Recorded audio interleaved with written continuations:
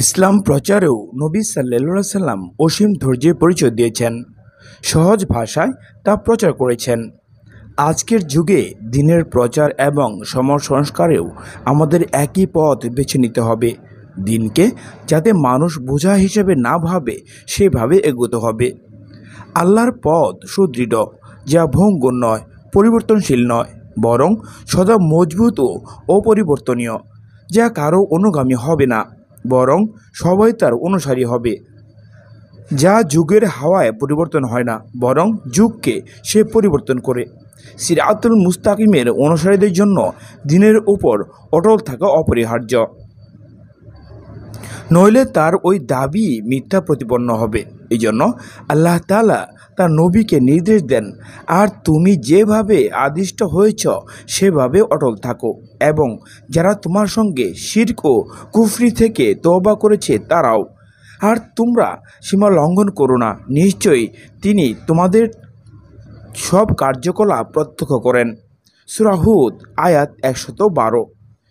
আবু বকর রাদিয়াল্লাহু আনহু একবার নবী সাল্লাল্লাহু আলাইহি সাল্লামকে জিজ্ঞাসা করলেন, হে আল্লাহর রাসূল, আপনি বৃদ্ধ হয়ে গেছেন। জবাবে তিনি বললেন, আমাকে বৃদ্ধ করেছে হুদ, ওয়াকিয়া, মুরসালাত, নাবা, তাকভীর প্রভৃতি সূরা। তিরমিজি। অর্থাৎ আল্লাহর দ্বীনের উপর অটল থাকতে গিয়ে এবং তার আদেশ নিষেধ যথাযথভাবে পালন করতে গিয়ে অভিশপ্ত শয়তানের মোকাবেলা করতে হয়। যারা দ্বীনের উপর অটল থাকে তাদের মর্যাদার কথা উল্লেখ করে আল্লাহ তাআলা বলেন, নিশ্চয় যারা বলে আমাদের পালনকর্তা আল্লাহ, এরপর তাতে অটল থাকে, তাদের উপর ফেরেশতা অবতীর্ণ হয় এবং বলে, তোমরা ভয় করো না ও চিন্তিত হইও না, আর তোমরা তোমাদের জন্য প্রতিশ্রুতি জান্নাতের সুসংবাদ গ্রহণ করো। ইহকালীন জীবনে ও পরকালে আমরা তোমাদের বন্ধু। বর্ণিত আছে, দিনের উপর অটল থাকা এমন কষ্টকর যেমন জ্বলন্ত কয়লা হাতের মুঠোয় আঁকড়ে ধরে রাখা কষ্টকর। আমর রাদিয়াল্লাহু আনহু বলেন, আমি বললাম, হে আল্লাহর রাসূল, আপনি আমাকে ইসলামের এমন একটি কথা বলে দিন যে সম্পর্কে আপনাকে ছাড়া অন্য কাউকে জিজ্ঞাসা না করতে হয়। তিনি বললেন, তুমি বলো, আমি আল্লাহর প্রতি ঈমান আনলাম, এরপর তার উপর অটল থাকো। আমাদের সমাজে 4 ধরনের মানুষ রয়েছে: দৃঢ় বিশ্বাসী, অবিশ্বাসী, কপট বিশ্বাসী ও শিথিল বিশ্বাসী। অবিশ্বাসীরা দিশাহীন পথিক, ওরা পথভ্রষ্ট, ওদের আচরণ পশুর চেয়ে নিকৃষ্ট।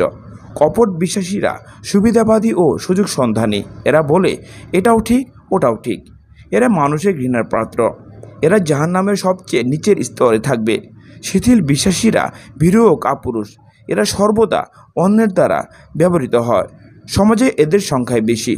প্রশ্নমুক্ত লোকেরাই সমাজের নেতা ও পরিচালক সাধারণত হয়ে থাকে। তারা যদি প্রবৃত্তি পূজারী হয় ও তার উপর দৃঢ় থাকে, তাহলে তারা